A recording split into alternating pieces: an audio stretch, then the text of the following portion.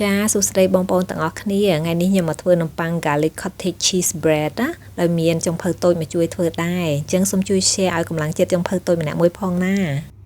ដំបូងដាក់ម្សៅមី1ខាប់ដាក់ cottage cheese 1ខាប់ដាក់ពង2គ្រាប់ដាក់ខ្ទឹមចិញ្ច្រាំ2កំពឹសដាក់ baking powder 1ស្លាបព្រាកាហ្វេ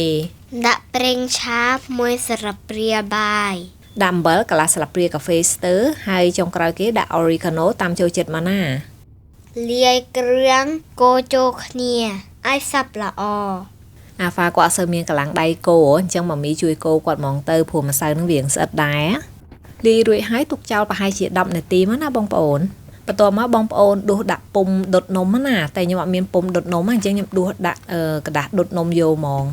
រួចហើយយកទៅដុតនៅក្នុងកម្ដៅ180អង្សារយៈពេល25នាទីបើបងប្អូនប្រើ air fryer ដូចខ្ញុំណាបងប្អូនដុតបានប្រហែលជា10នាទីត្រឡប់ខាងវាមកមួយខាងទៀតមកបងប្អូនតែបើប្រើ oven ដុតគឺមិនបាច់ត្រឡប់ខាងទេ25នាទីបើកមកគឺឆ្អិនល្មមហ្មង